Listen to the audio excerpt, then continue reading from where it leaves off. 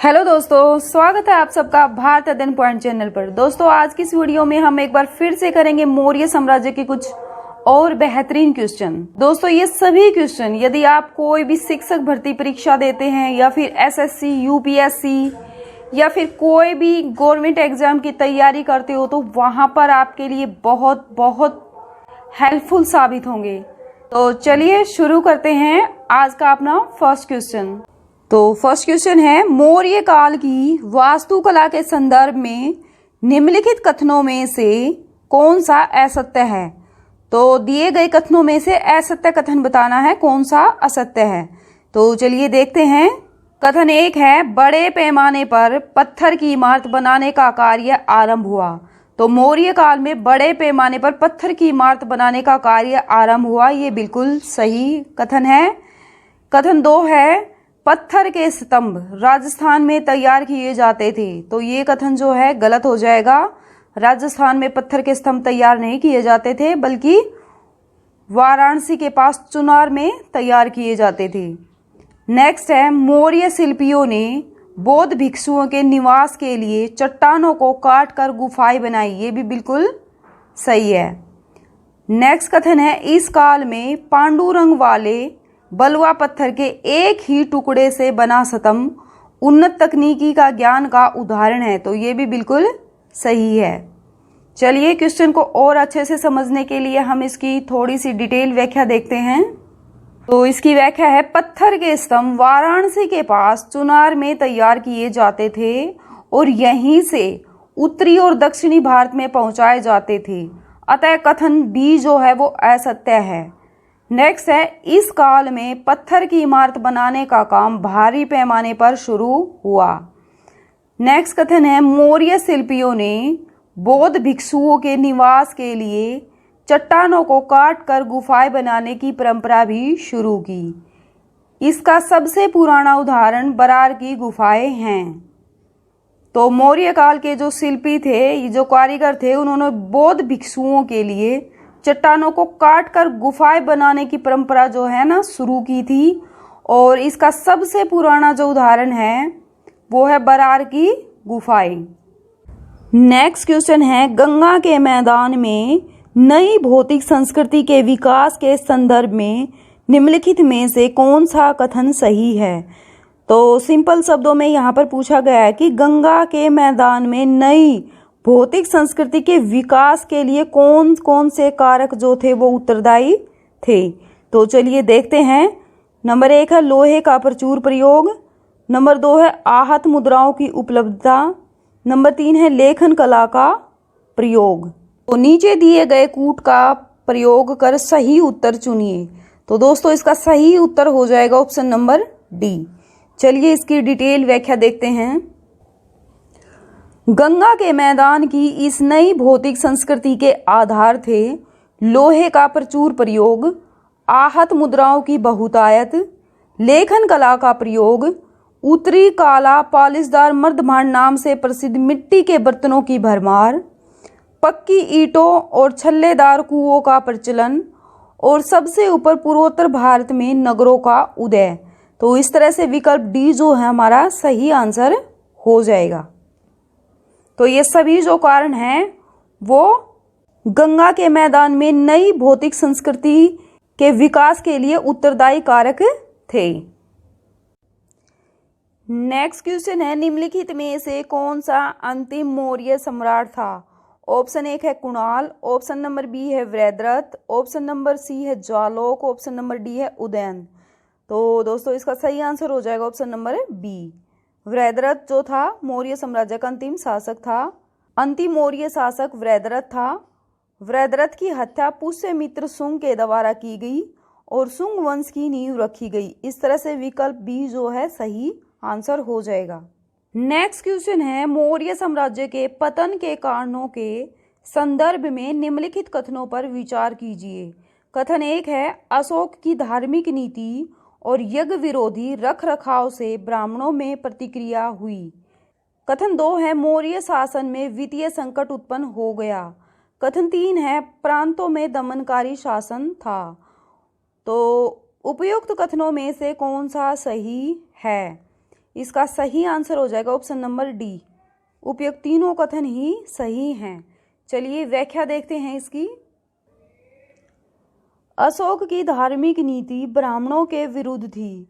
उसने पशु पक्षियों के वध को निषिद्ध कर दिया और कर्मकांडीय अनुष्ठानों पर रोक लगाई, जिसके परिणाम स्वरूप ब्राह्मणों की आय में कमी आई और ब्राह्मणों में उसके प्रति द्वेष की भावना जागी।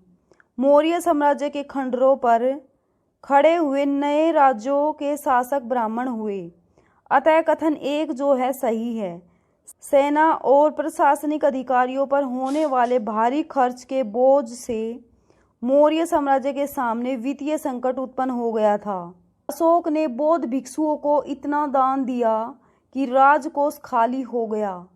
अंतिम अवस्था में अपने खर्च को पूरा करने के लिए मौर्यों को सोने की देव प्रतिमाएं तक लगानी पड़ी। अतः कथन दो सही है। नेक्स्ट है, साम्राज्य के टूटने का एक महत्वपूर्ण कारण था प्रांतों में दमनकारी शासन। अशोक के कलिंग अभिलेख में बताया गया है कि प्रांतों में हो रहे अत्याचारों से वह बड़ा चिंतित था।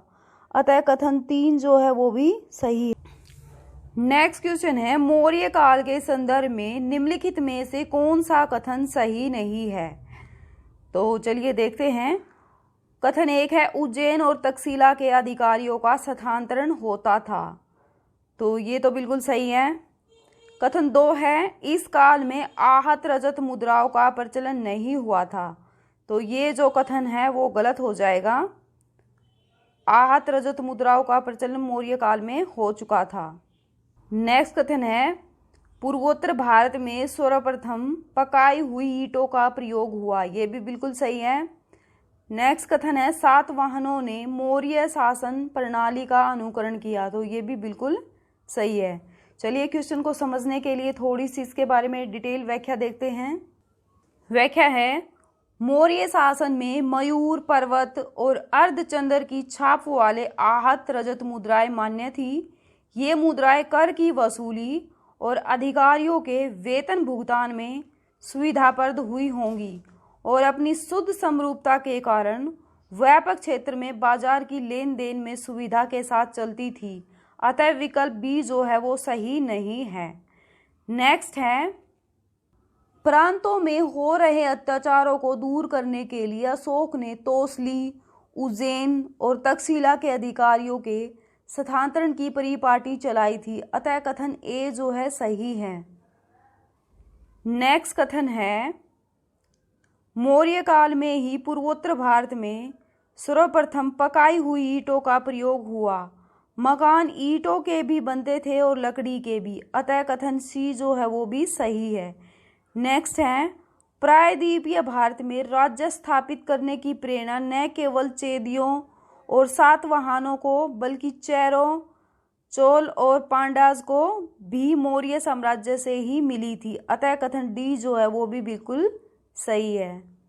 नेक्स्ट क्वेश्चन है, चीन की दीवार के संदर्भ में निम्नलिखित कथनों पर विचार कीजिए। कथन एक है, चीन के राजा शी हुआंगती ने यूनानियों के हमले से अपने साम्राज्य की सुरक्षा के लिए चीन की दीवार का निर्माण करवाया था।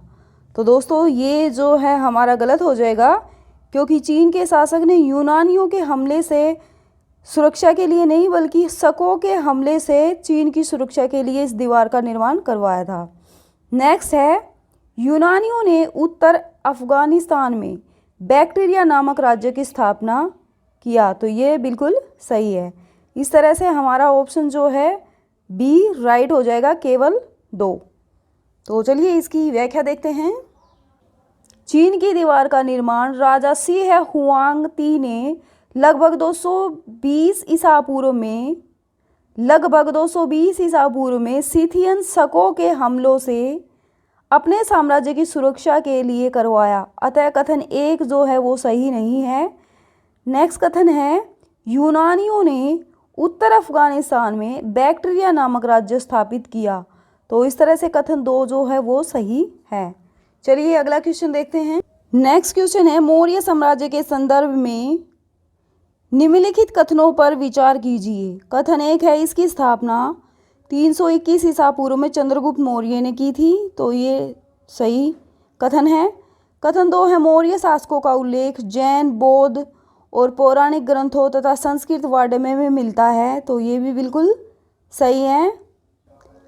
नेक्स्ट कथन है अशोक के अधिकांश अभिलेख प्राकृतिक भाषा में हैं, तो ये भी बिल्कुल सही है। फोर्थ कथन है अरामैक और यूनानी लिपियों का प्रयोग दक्षिण भारत से प्राप्त कुछ अभिलेखों में किया गया है, तो ये जो कथन है वो गलत हो जाएगा।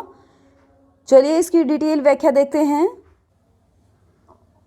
मौर्य साम्राज्य से संबंधित अभिलेखों में से अरामैक और यूनानी लिपियों का प्रयोग दक्षिण भारत से प्राप्त अभिलेखों में नहीं हुआ है।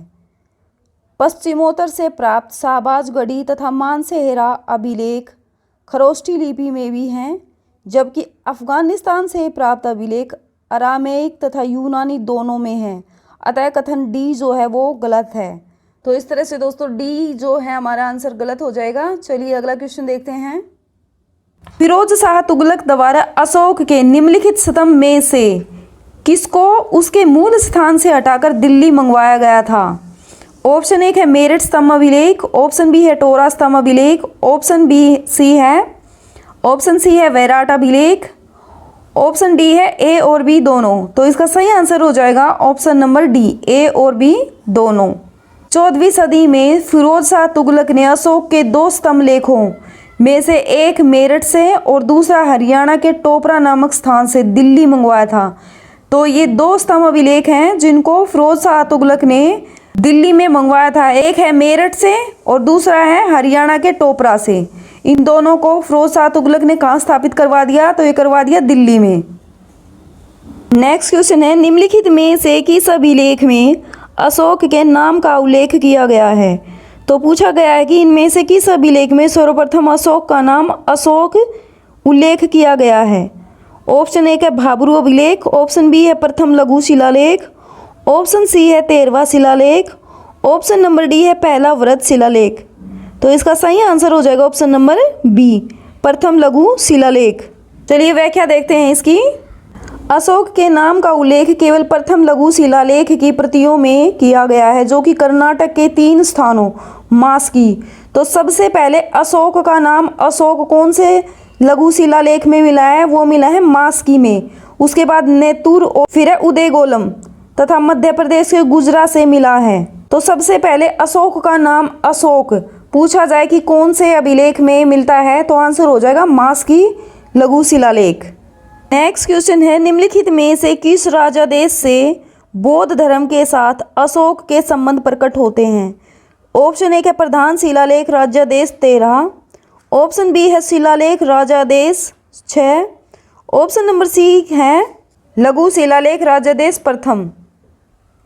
व्याख्या देखते हैं इसकी। चलिए प्रथम लघु शिलालेख से ज्ञात होता है कि बौद्ध धर्म ग्रहण करने के 2.5 वर्ष तक वह साधारण उपासक था तथा उसने इस धर्म के प्रचार के लिए कोई उद्योग नहीं किए। उसे बौद्ध सिद्ध करने वाला दूसरा अभिलेख उसका शासन आदेश है, जो सारनाथ, सांची तथा कौशाम्बी के लघु स्तंभों पर उत्कीर्ण मिलता है। अतः विकल्प सी जो है सही है। नेक्स्ट क्वेश्चन है मौर्य साम्राज्य के संदर्भ में निम्नलिखित कथनों में से कौन सा सही है? तो चलिए देखते हैं कौन से कथन सही है।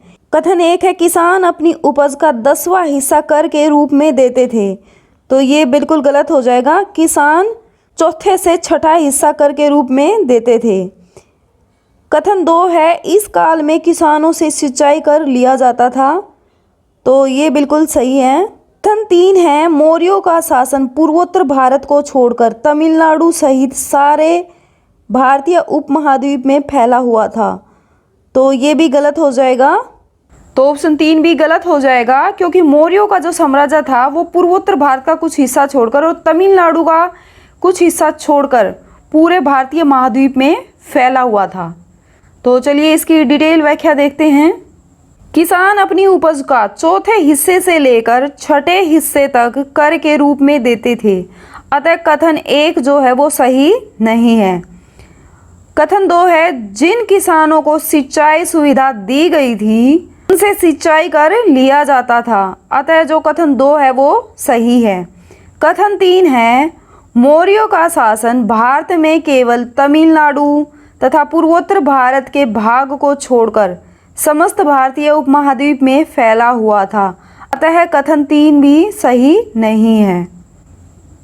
नेक्स्ट क्वेश्चन है, सम्राट अशोक के कलिंग युद्ध के संदर्भ में निम्नलिखित में से कौन सा कथन असत्य है? तो 4 कथन दिए गए हैं, उनमें से बताना है कि कौन सा कथन असत्य है। कथन 1 है, अशोक ने राजा बनने के बाद केवल कलिंग का युद्ध किया था। ये बिल्कुल सही हो जाएगा। कथन भी है, इस युद्ध के संदर्भ में ही अशोक के अभिलेख में सतसहस्र शब्द का प्रयोग किया गया है। तो ये भी बिल्कुल सही कथन है। कथन सी है, कलिंग युद्ध राज्याभिषेक के 8 वर्ष के बाद किया गया था। तो ये भी बिल्कुल सही है। कलिंग का जो युद्ध था वो राज्याभिषेक के 8वें वर्ष में किया गया था। नेक्स्ट है, इस युद्ध का वर्णन 11वें शिलालेख में किया गया है। तो ये कथन जो है गलत हो जाएगा। कलिंग युद्ध का जो वर्णन है वो 11वें शिलालेख में नहीं किया गया है। तो चलिए देखते हैं डिटेल व्याख्या कौन से अभिलेख में किया गया है कलिंग युद्ध का वर्णन। अशोक के 13वें शिलालेख में कलिंग युद्ध का वर्णन किया गया है कि 11वें में। तो इस तरह से कथन डी जो है असत्य हो जाएगा। राज सिंहासन पर बैठने के पश्चात अशोक ने केवल एक युद्ध किया जो कलिंग युद्ध के नाम से प्रसिद्ध है। ऐसा माना जाता है कि इस युद्ध में 1 लाख लोग मारे गए थे। इसी संदर्भ में अशोक के अभिलेख सतसहस्र शब्द का प्रयोग हुआ है। अतः कथन ए और बी दोनों ही सत्य हैं। अशोक के 13वें शिलालेख में बताया गया है कि कलिंग युद्ध उसके राज्याभिषेक के 8 वर्ष के बाद हुआ था। अतः कथन सी भी जो है सत्य हो जाएगा। तो दोस्तों कुछ क्वेश्चन के साथ मैं डिटेल व्याख्या इसलिए करवाती हूँ ताकि आपके एक ही क्वेश्चन में कुछ और क्वेश्चन भी क्लियर हो जाए और क्वेश्चन से रिलेटेड आपके डाउट बिल्कुल क्लियर हो जाएं। यदि आप इसको करना उचित नहीं समझते हैं तो आप इसको स्किप भी कर सकते हैं। नेक्स्ट क्वेश्चन है, अशोक के धम्म नीति के संदर्भ में निम्नलिखित कथनों पर विचार कीजिए। तो चलिए विचार करते हैं, क्यों नहीं करेंगे, एग्जाम जो क्लियर हमें करना है। तो चलिए विचार 1 है, उसने हर हालत में शांति की नीति ग्रहण की तथा अपनी सेना का विघटन कर दिया। विचार 2 है, उसने बौद्ध धर्म से संबंधित स्थानों की यात्राएं की। विचार 3 है, उसने बौद्ध धर्म की तीसरी संगति का आयोजन करवाया। तो उपयुक्त कथनों में से कौन सा सही है? तो इन तीनों कथनों में से बताना है कि कौन सा सही है। तो इसका सही आंसर हो जाएगा ऑप्शन नंबर सी, केवल 2 और 3 जो हैं बिल्कुल सत्य हैं। चलिए इसकी डिटेल व्याख्या देखते हैं। अशोक ने कलिंग युद्ध के बाद नितांत शांति की नीति नहीं अपनाई, परंतु वह अपने साम्राज्य को सुदृढ़ करने की व्यवहारिक नीति पर चला। उसने विजय के बाद कलिंग को अपने कब्जे में ही रखा और अपनी सेना का विघटन नहीं किया। इस तरह से कथन 1 सही नहीं है। अशोक ने बौद्ध धर्म को ग्रहण किया और बौद्ध धर्म स्थानों की यात्राएं की। उसकी इस यात्रा के लिए धम्म यात्रा शब्द का उल्लेख मिलता है। इस तरह से कथन 2 सही है। नेक्स्ट है, अशोक ने बौद्धों के तीसरे सम्मेलन या कि तीसरी संगीति का आयोजन करवाया था। अतः कथन 3 जो है सही है। तो चलिए बौद्ध संगतियों के बारे में जानते हैं। तो दोस्तों कुल मिलाकर 4 बौद्ध संगतियाँ हुई थी जो इस प्रकार से हैं। तो चलिए जानते हैं प्रथम बौद्ध संगति के बारे में। प्रथम बौद्ध संगति का स्थान है राजगृह सप्तर्षि गुफा। समय था 483 ईसा पूर्व में। अध्यक्ष थे महाकश्यप। और किसके शासनकाल में हुई थी प्रथम बौद्ध संगति? तो आंसर हो जाएगा अजातशत्रु हर्यक वंश के काल में। इस बौद्ध संगति का उद्देश्य क्या था? तो बुद्ध के उपदेशों को 2 पिटक, सुत्त पिटक और विनय पिटक में संकलित किया गया था। तो बौद्ध धर्म के 2 पिटक यानी कि सुत्त पिटक और विनय पिटक का संकलन किया गया था इस बौद्ध संगति के समय में। नेक्स्ट है द्वितीय बौद्ध संगति। तो द्वितीय बौद्ध संगति हुई थी वैशाली में 383 ईसा पूर्व में। अध्यक्ष कौन थे? साबकमीर या सरुकमानी। शासनकाल किसके शासनकाल में हुई थी दूसरी बौद्ध संगति? आंसर हो जाएगा कालाशोक शिशुनाग वंश के शासनकाल में। उद्देश्य क्या था? अनुशासन को लेकर मतभेद के समाधान के लिए बौद्ध धर्म स्थापित एवं महासंघिक दो भागों में बट गया था। तो इस तरह से दूसरी बौद्ध संगति वैशाली में हुई थी कालाशोक शिशुनाग वंश के शासनकाल में, जिसकी अध्यक्षता की थी साब कमीर ने। तीसरी बौद्ध संगति पाटलिपुत्र में हुई थी, समय था 251 ईसा पूर्व में। अध्यक्ष कौन थे? मोगलीपुत्र तीस। शासनकाल था अशोक मौर्य के शासनकाल में हुई थी। उद्देश्य क्या था?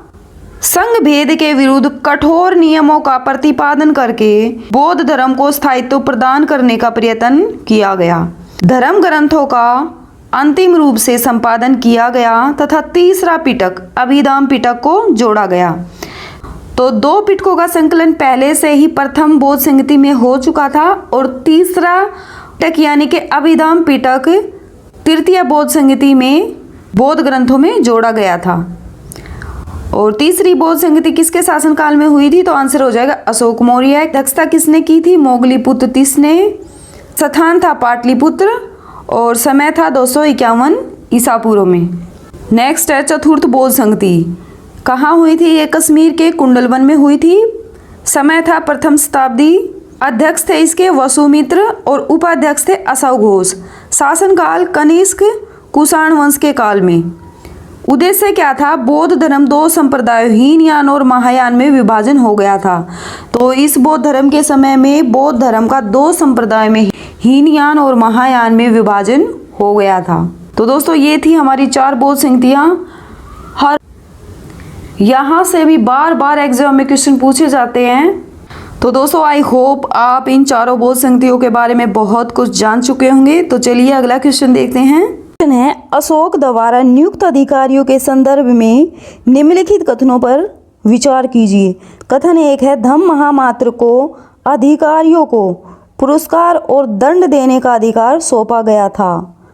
कथन दो है समाज में धर्म का प्रचार करने के लिए रज्जुक की नियुक्ति की गई थी।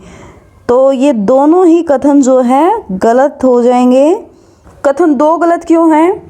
क्योंकि समाज में धर्म का प्रचार प्रसार करने के लिए रज्जुक की नियुक्ति नहीं की गई थी, बल्कि धम्म महामात्र की नियुक्ति की गई थी। और इसी तरह से अधिकारियों को पुरस्कार और दंड देने का अधिकार सौंपा गया था रज्जुक को, न कि धम्म महामात्र को। तो दोनों का जो है अपोजिट दिया गया है। ठीक है, चलिए इस तरह से हमारा ऑप्शन डी जो है सही हो जाएगा। न तो एक सही है और न ही दो। चलिए इसकी व्याख्या देखते हैं। उपयुक्त दोनों कथन गलत हैं। अशोक ने धम्म महामात्र की नियुक्ति समाज के विभिन्न वर्गों के बीच धर्म का प्रचार करने के लिए की थी। रज्जुक को अधिकारियों को पुरस्कार और दंड देने का अधिकार दिया गया था। तो धम्म महामात्र का कार्य था धम्म का प्रचार करना और रज्जुक का जो कार्य था वो था अधिकारियों को पुरस्कार और दंड देने का अधिकार दिया गया था। नेक्स्ट क्वेश्चन है अशोक द्वारा किए गए सामाजिक सुधारों के संदर्भ में निम्न कथनों पर विचार कीजिए। कथन एक है पशु पक्षियों के शिकार पर रोक लगाई गई। तो ये बिल्कुल सही है। कथन दो है सभी प्रकार के सामाजिक उत्सवों को बंद करवा दिया गया। तो ये गलत है, सभी सामाजिक उत्सवों को बंद नहीं करवाया गया था। नेक्स्ट है राज्य ने अनेकता में एकता स्थापित करने का प्रयास किया। तो ये भी बिल्कुल सही है। तो इस तरह से हमारा आंसर ए जो है बिल्कुल सही हो जाएगा। चलिए इसकी व्याख्या देखते हैं। अशोक कर्मकांड का विरोधी था, विशेषकर स्त्रियों में प्रचलित अनुष्ठानों का विरोधी था। उसने कई तरह के पशु पक्षियों की हिंसा पर रोक लगा दी। इस तरह से कथन एक जो है सही है। नेक्स्ट है उसने सभी सामाजिक उत्सवों पर रोक नहीं लगाई, बल्कि ऐसे तड़क भड़क वाले सामाजिक समारोहों पर रोक लगा दी जिनमें लोग रंग रैलियां मनाते थे जो सामाजिक कुरीतियों के प्रतीक थे। अतः कथन दो जो है सही नहीं है। नेक्स्ट कथन है अशोक ने देश में राजनीतिक एकता स्थापित करने का प्रयास किया। उसने सहनशील धार्मिक नीति चलाई। उसने प्रजा पर बौद्ध धर्म लादने की चेष्टा नहीं की, बल्कि उसने हर संप्रदाय के लिए दान दिए। उसके पास पर्याप्त साधन संपदा होने के बाद भी कलिंग विजय के बाद और कोई युद्ध नहीं किया। इस अर्थ में वह अपने समय और अपनी पीढ़ी से बहुत आगे था। अतः कथन 3 भी जो है सही है। तो दोस्तों इस तरह से कथन 1 और 3 जो है राइट आंसर हो जाएगा। चलिए अगला क्वेश्चन देखते हैं। नेक्स्ट क्वेश्चन है, अशोक से पूर्व निम्नलिखित में से किस शासक ने शांतिवादी नीति को अपनाया था? तो ऑप्शन 1 है Chandragupta Maurya, option number B है अखनातून, ऑप्शन सी है सेल्यूकस, ऑप्शन नंबर डी है दारियाबहु। तो इसका सही आंसर हो जाएगा ऑप्शन नंबर बी अखनातून। ईसा पूर्व 14वीं सदी में मिस्र के शासक अखनातून ने शांतिवादी नीति को अपनाया था। तो चलिए अगला क्वेश्चन देखते हैं। नेक्स्ट क्वेश्चन है, मौर्य काल के संदर्भ में निम्नलिखित कथनों पर विचार कीजिए। कथन 1 है, कौटिल्य ने राजा को धर्म प्रवर्तक कहा। तो ये बिल्कुल सही है। कथन 2 है, शीर्षक अधिकारी तीर्थ कहलाता था। तो ये भी बिल्कुल सही है। ऑप्शन नंबर 3 है, पर्ण 3/4 तोले का सोने का सिक्का होता था। तो ये गलत हो जाएगा, ये सोने का सिक्का नहीं था। तो इस तरह से हमारा ऑप्शन ए जो है राइट आंसर हो जाएगा। चलिए इसकी डिटेल व्याख्या देखते हैं। कौटिल्य ने राजा को धर्म प्रवर्तक अर्थात सामाजिक व्यवस्था का संचालक कहा है। अशोक ने धर्म का प्रवर्तन किया और उसके मूल तत्वों को सारे देश में समझाने और स्थापित करने के लिए अधिकारियों की नियुक्ति की।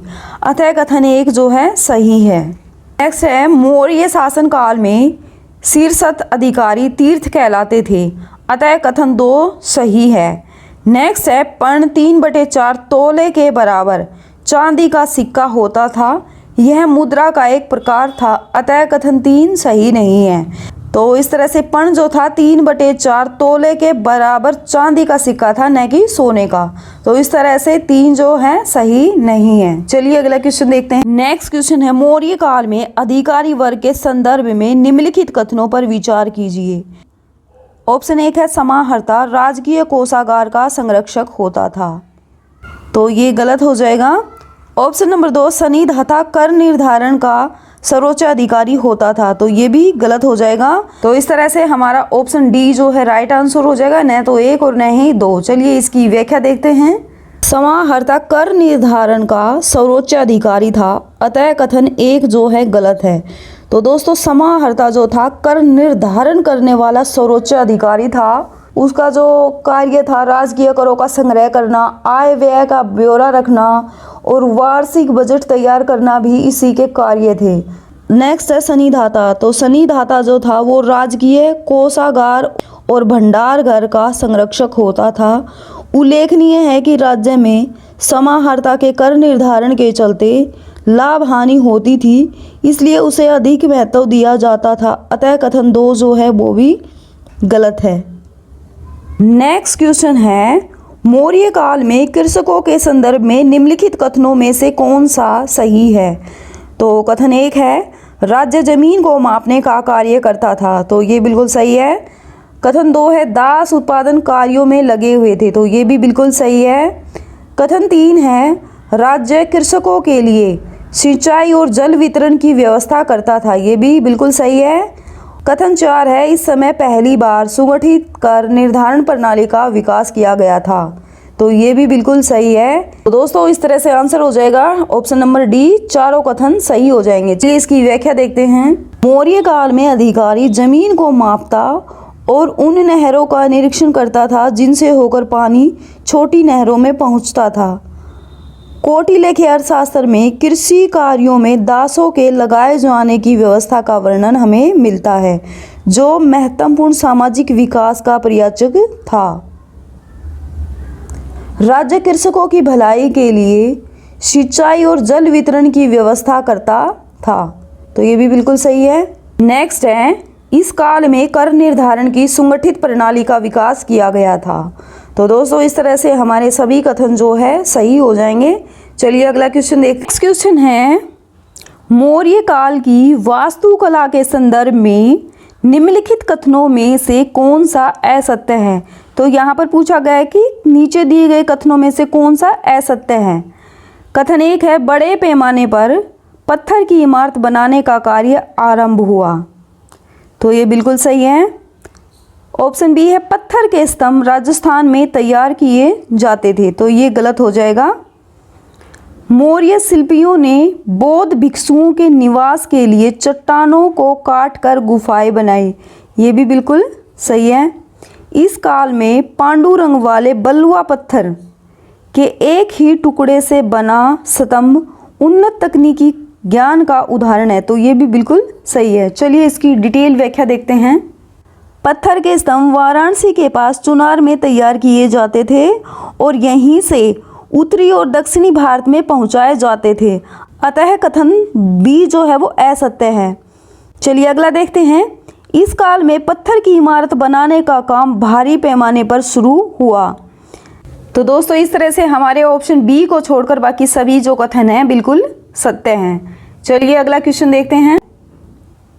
मौर्य शिल्पियों ने बौद्ध भिक्षुओं के निवास के लिए चट्टानों को काटकर गुफाएं बनाने की परंपरा भी शुरू की। इसका सबसे पुराना उदाहरण बरार की गुफाएं हैं। नेक्स्ट क्वेश्चन है, मौर्य शासकों द्वारा एक मजबूत केंद्रीय शासन स्थापित करने के संदर्भ में निम्नलिखित कथनों पर विचार कीजिए। तो नंबर 1 कथन है, ऐसा नियंत्रण पाटलिपुत्र की अनुकूल अवस्थिति के कारण संभव हुआ। कथन 2 है, तो ये जो कथन है बिल्कुल सही हो जाएगा। कथन 2 है, पाटलिपुत्र से जल मार्ग द्वारा राज्य कर्मचारी चारों ओर आ जा सकते थे, तो ये भी बिल्कुल सही है। पाटलिपुत्र से जल मार्ग द्वारा राज्य के जो कर्मचारी थे वो चारों तरफ आ जा सकते थे। नेक्स्ट है, पूरे साम्राज्य में सुगठित सड़क मार्ग का विकास किया गया था, तो ये भी बिल्कुल सही है। तो दोस्तों इस तरह से हमारा ऑप्शन डी जो है राइट आंसर हो जाएगा। चलिए इसकी डिटेल व्याख्या देखते हैं। केंद्रीय नियंत्रण पाटलिपुत्र की अनुकूल अवस्थिति के कारण संभव हुआ। यहाँ से जलमार्ग के द्वारा कर्मचारी चारों ओर आ जा सकते थे। कथन 3 है, पूरे साम्राज्य में सड़कों का जाल बिछा हुआ था। इस सुगठित सड़क मार्ग प्रणाली में पाटलिपुत्र से एक राजमार्ग वैशाली और चंपारण होते हुए नेपाल तक जाता था, तो ये भी बिल्कुल सही है। उल्लेखनीय है कि मैगस्थनीज ने एक सड़क की चर्चा की है जो कि पश्चिमोत्तर भारत को पटना से जोड़ती थी। तो इस तरह से इस क्वेश्चन के सभी जो कथन हैं वो सही हो जाएंगे और ये उनकी डिटेल व्याख्या दी गई है। चलो सी, 1 अर्थशास्त्र, 2 इंडिका और 4 मुद्रा राक्षस। निम्नलिखित में से कौन से मौर्य इतिहास के साहित्यिक स्रोत हैं? ऑप्शन 1 है अर्थशास्त्र, ऑप्शन नंबर बी है इंडिका, ऑप्शन नंबर सी है मनुचरित्रम, ऑप्शन नंबर 4 है मुद्रा राक्षस। तो दोस्तों इसका सही आंसर हो जाएगा ऑप्शन नंबर, ये तीनों रचनाएं जो है मौर्य इतिहास को जानने के साहित्यिक स्रोत हैं। कौटिल्य का अर्थशास्त्र यह राजनीतिक और शासन पर आधारित ग्रंथ है। यह मौर्यकालीन आर्थिक और राजनीतिक स्थितियों पर प्रकाश डालता है। मैगस्थनीज की इंडिका, मैगस्थनीज एक यूनानी राजदूत था जिसे सेल्यूकस द्वारा चंद्रगुप्त मौर्य के दरबार में भेजा गया था। उसने न केवल पाटलिपुत्र शहर के प्रशासन बल्कि पूरे मौर्य साम्राज्य का विवरण लिखा। तो मैगस्थनीज की इंडिका भी मौर्य इतिहास को जानने की एक साहित्यिक स्रोत है। नेक्स्ट है मुद्रा राक्षस। यह 9वीं शताब्दी में विशाखदत्त द्वारा लिखा गया एक नाटक है जिसमें चंद्रगुप्त मौर्य के शत्रुओं के विरुद्ध चाणक्य की कूटनीति योजना का विवरण दिया गया है। तो विशाखदत्त द्वारा लिखा हुआ नाटक मुद्रा राक्षस भी मौर्य साम्राज्य को जानने का एक साहित्यिक स्रोत है। नेक्स्ट है मनुचरित्र या मनुचरितम। यह अलसानी पेदना 15वीं और 19वीं शताब्दी ईस्वी की रचना है जो विजयनगर साम्राज्य की स्थितियों विशेषकर जाति व्यवस्था का विस्तृत विवरण प्रस्तुत करता है। तो इस तरह से हमारे विकल्प सी जो है वो सही आंसर हो जाएगा। नेक्स्ट क्वेश्चन है मौर्य प्रशासन के संदर्भ में शनिधाता का पद संबंधित है। तो शनिधाता का पद मौर्य प्रशासन में किससे संबंधित है? चलिए ऑप्शन देखते हैं। ऑप्शन 1 है मूल्यांकन का उच्चतम प्रभारी अधिकारी था। ऑप्शन बी है राजकीय कोष एवं भंडार गृह का मुख्य संरक्षक था। ऑप्शन नंबर सी है शहरों एवं कस्बों की देखभाल करने वाला दंडनायक था। ऑप्शन नंबर डी है महल परिचारकों का मुखिया था। तो दोस्तों इसका सही आंसर हो जाएगा ऑप्शन नंबर बी, राजकीय कोष एवं भंडार गृह का मुख्य संरक्षक था सन्निधाता। चलिए इसके बारे में और डिटेल से देखते हैं। अर्थशास्त्र में कुल 18 तीर्थों की चर्चा मिलती है। मौर्यकालीन उच्च अधिकारी तीर्थ कहलाते थे। सन्निधाता और समाहर्ता इसमें प्रमुख थे। तो दोस्तों अर्थशास्त्र जो कि कौटिल्य ने लिखा था, इसमें 18 तीर्थों की चर्चा हमें मिलती है। और तीर्थ किसे कहा जाता था, तो उच्च अधिकारियों को तीर्थ कहा जाता था। इनमें से दो प्रमुख हैं, सन्निधाता और समाहर्ता। सन्निधाता राजकीय कोष एवं भंडार गृह का मुख्य संरक्षक था। इस तरह से विकल्प बी जो है वो सही है। समाहर्ता कर निर्धारण करने वाला सर्वोच्च प्रभारी अधिकारी था। समाहर्ता जो था वो कर निर्धारण करने वाला सर्वोच्च प्रभारी अधिकारी था। नगर अध्यक्ष कस्बों और शहरों की निगरानी करने वाला दंडनायक होता था। व्यवहारिक महल परिचारकों का प्रमुख होता था। तो दोस्तों इस तरह से कुछ यहाँ पर कुछ उच्च अधिकारियों के नाम दिए गए हैं जो कि हमें अर्थशास्त्र में बताए गए हैं। नेक्स्ट क्वेश्चन है, मौर्य साम्राज्य में 5 प्रमुख राजनीतिक केंद्रों का वर्णन मिलता है। निम्नलिखित में से कौन से राज्य इसमें सम्मिलित थे? तो ऑप्शन 1 है पाटलिपुत्र, ये बिल्कुल सही है। ऑप्शन बी है तक्षशिला, ये भी शामिल था। ऑप्शन नंबर सी है उज्जैनी, तो ये भी बिल्कुल सही है। ऑप्शन नंबर 4 में है अंग, तो अंग मौर्य साम्राज्य के राजनीतिक केंद्रों में सम्मिलित नहीं था, और न ही काशी, ये दोनों गलत हो जाएंगे। चलिए इसकी डिटेल व्याख्या देखते हैं। मौर्य साम्राज्य के 5 प्रमुख राजनीतिक केंद्र थे। राजधानी पाटलिपुत्र और 4 प्रांतीय केंद्र थे, तक्षशिला, उज्जैनी, तौसली और सुवर्णगिरी। इन सब का उल्लेख अशोक के अभिलेखों में हमें मिलता है। अतः विकल्प ए जो है वो सही हो जाएगा। तो जो 5 राजनीतिक केंद्र थे मौर्य साम्राज्य के, वो थे राजधानी पाटलिपुत्र, प्रांतीय 4 केंद्र थे तक्षशिला, उज्जैनी, तौसली और सुवर्णगिरी। तो इस तरह से ऑप्शन ए जो है हमारा राइट आंसर हो जाएगा। नेक्स्ट क्वेश्चन है, अशोक के संदर्भ में निम्नलिखित कथनों में से कौन सा सही है? कथन 1 है उसने धर्म महामात्र के कार्यालय की शुरुआत की। कथन 2 है उसने आजीविक संप्रदाय का उत्पीड़न किया जो कि बौद्ध धर्म का प्रमुख प्रतिद्वंदी था।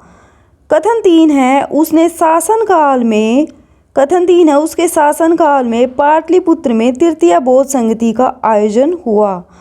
तो दोस्तों इसका सही आंसर हो जाएगा ऑप्शन नंबर बी, केवल 1 और 3। तीसरा, अशोक के शासनकाल में पाटलिपुत्र में तीसरी बौद्ध संगति हुई, ये बिल्कुल सही है। और दूसरा है उसने धर्म महामात्र के कार्यालय की शुरुआत की। तो ये 2 कथन सही हैं, लेकिन कथन 2 जो है हमारा गलत हो जाएगा। चलिए क्वेश्चन को और अच्छे से समझने के लिए इसकी डिटेल व्याख्या देखते हैं। अशोक ने कलिंग युद्ध के पश्चात आक्रामक युद्ध की नीति को त्याग दिया और धर्म द्वारा विजय की नीति को अपनाया। उसने अहिंसा के सिद्धांत, मनुष्य और पशु बलि पर आघात नहीं का दृढ़ता से समर्थन किया। अपनी राजधानी में पशु बलि पर प्रतिबंध लगाया तथा कुछ विशेष प्रजातियों की हत्या पर पूरी तरह से रोक के साथ भोजन के लिए जानवरों के वध को नियंत्रित भी किया। यह सुनिश्चित करने के लिए कि इन सुधारों का सफलतापूर्वक कार्यान्वित किया जाए, उसने अधिकारियों के एक नए वर्ग की नियुक्ति की जिन्हें धर्म महामात्र कहा जाता था। अतः कथन 1 जो है वो सही है। अशोक का बौद्ध धर्म अन्य नहीं था। उसने घोषणा की थी कि सभी पंथ सम्मान के योग्य हैं। उसने आजीविक संप्रदाय को कृत्रिम गुफाएं भेंट की, जबकि वे बौद्ध धर्म के प्रमुख प्रतिद्वंदियों में से थे। अतः कथन 2 जो है सही नहीं है। तो अशोक ने आजीविक संप्रदाय को कृत्रिम गुफाएं भेंट की, लेकिन जो अशोक थे वो बौद्ध धर्म के प्रमुख प्रतिद्वंदी नहीं थे। नेक्स्ट है तृतीया बौद्ध संगति का आयोजन पाटलिपुत्र में किया गया, जिसमें त्रिपिटक को अंतिम रूप दिया गया था। यह संगीति अशोक के शासनकाल में आयोजित की गई थी, अतः कथन 3 भी जो है वो सही है। तो दोस्तों तीसरी बौद्ध संगति जो है पाटलिपुत्र में अशोक के समय में की गई थी, और इसको मैं पिछली वीडियो में बहुत डिटेल से तीनों संगतियों के बारे में करवा चुकी हूँ। आपने यदि नहीं किया है तो उस वीडियो को जाकर जरूर देखें। नेक्स्ट क्वेश्चन है निम्नलिखित में से कौन सी विशेषता या विशेषताएं कौटिल्य के अर्थशास्त्र का अंग हैं। कथन 1 है राज्य के सप्तांगों की चर्चा है, तो ये बिल्कुल सही है। कथन 2 है दीवानी फौजदारी तथा व्यक्तिगत कानूनों का उल्लेख, ये भी बिल्कुल सही है। कथन 3 है युद्ध में विजय के उपाय, तो ये भी बिल्कुल सही है। इस तरह से दोस्तों हमारा आंसर जो है वो डी बिल्कुल राइट आंसर हो जाएगा। चलिए इसके बारे में कुछ और डिटेल से देखते हैं। कौटिल्य के अर्थशास्त्र में 15 अधिकरण तथा 180 प्रकरण हैं। इसके 6ठे अधिकरण में राज्य के सप्तांगों यथा स्वामी, अमात्य, जनपद, दुर्ग, बल, कोष तथा मित्र के स्वरूपों और कार्यों का वर्णन किया गया है। इसके तृतीय तथा चतुर्थ अधिकरणों में दीवानगी, फौजदारी और व्यक्तिगत संबंधों का उल्लेख किया गया है। इसके अंतिम 9वें अधिकरण में राजा की विदेश नीति, सैनिक अभियान, युद्ध में विजय के उपाय, शत्रु देश में लोकप्रियता प्राप्त करने के उपाय, युद्ध तथा संधि के अवसर आदि विषयों का वर्णन किया गया है। तो दोस्तों यहाँ पर कौटिल्य के अर्थशास्त्र के बारे में बहुत डिटेल से बातें बताई गई हैं। कई बार सप्तांग सिद्धांत से क्वेश्चन पूछा जाता है, तो इसको बहुत अच्छे से समझ के करना होगा। नेक्स्ट क्वेश्चन है मौर्य काल में प्रचलित संस्था एवं संचार निम्नलिखित में से किससे संबंधित है। ऑप्शन 1 है गुप्तचर व्यवस्था से, ऑप्शन बी है विदेशी व्यापार से संबंधित समिति थी, ऑप्शन नंबर सी है मौर्यकालीन डाक व्यवस्था से संबंधित समिति थी, ऑप्शन नंबर डी है केंद्रीय एवं स्थानीय शासन के मध्य होने वाले पत्राचार से संबंधित थी। तो दोस्तों इसका सही आंसर हो जाएगा ऑप्शन नंबर ए, एक गुप्तचर व्यवस्था से संबंधित थी। संस्था और संचार गुप्तचर व्यवस्था से संबंधित थे। तो चलिए इसकी डिटेल व्याख्या देखते हैं। मौर्य प्रशासन में मौर्य शासन प्रबंध में गूढ़ पुरुषों यानी कि गुप्तचरों का महत्वपूर्ण स्थान था। मौर्यकालीन 2 प्रकार के गुप्तचरों का उल्लेख मिलता है। संस्था में वे गुप्तचर जो एक ही स्थान पर संस्थाओं में संगठित होकर कार्य करते थे, उनको कहते थे संस्था। दूसरा था संचार, ऐसे गुप्तचर जो एक स्थान से दूसरे स्थान पर घूमते रहते थे। ये अनेक देशों में एक स्थान से दूसरे स्थान पर जाकर सूचना एकत्रित कर राजाओं तक पहुंचाते थे। तो दोस्तों संस्था और संचार मौर्य काल में गुप्तचर व्यवस्था से संबंधित पद थे। दोस्तों ये था आज का मौर्य काल का हमारा लास्ट क्वेश्चन। दोस्तों ये वीडियो आपको कैसी लगती हैं कमेंट बॉक्स में कमेंट जरूर करके बताना। आई होप दोस्तों ये वीडियो आपके लिए काफ़ी हेल्पफुल साबित होगी। दोस्तों ये वीडियो आपको कैसी लगती हैं, यदि आपका कोई भी सुझाव है तो कमेंट बॉक्स में ज़रूर लिखना, और वीडियो आपको कैसी लगी वो भी कमेंट बॉक्स में ज़रूर लिख के बताना।